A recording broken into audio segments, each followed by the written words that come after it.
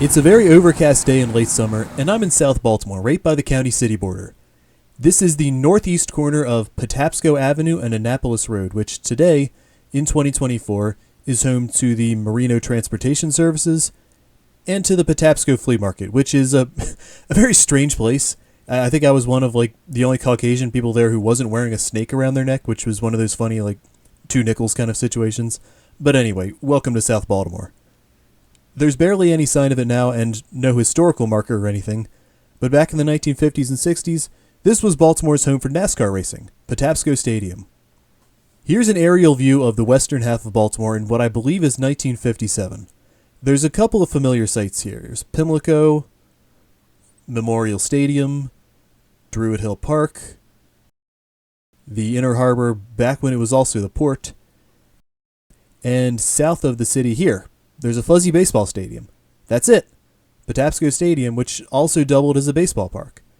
There are really not a lot of photos available of the place in general, and seemingly none of it online as a baseball venue. Probably not a coincidence because it served mostly as a home for the Negro Leagues. It hosted the Baltimore Elite Giants, spelled elite, pronounced elite. Yes, Wikipedia says that, but actually, I did know this one off the top of my head, humble brag. So it was definitely not a traditional racetrack that ran around the outside of the baseball field, but that was sort of par for the course in that time. There weren't very many purpose-built speedways in cities. You were looking at places like Soldier Field in Chicago and the Polo Grounds in New York City. So like I said, there's not much known about this track in terms of existing media on the internet.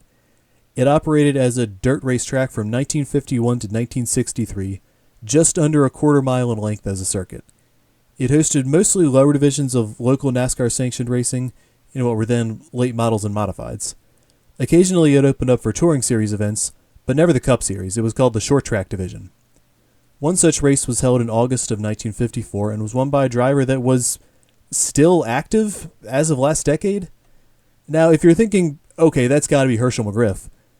Yeah, it was.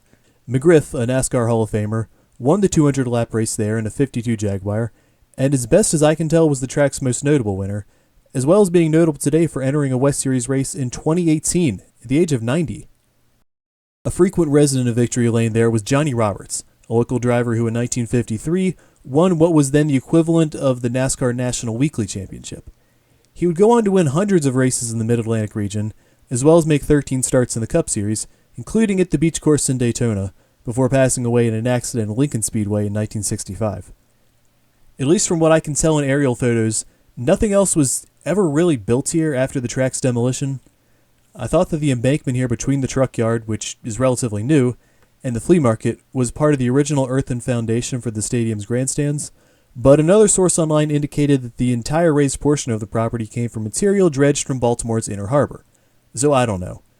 What I do know is that, again, aside from possibly the slope of dirt and grass here, there's no sign or recognition that there was a sports venue here. Who knows? Maybe we can start to spearhead a movement to get a marker put up.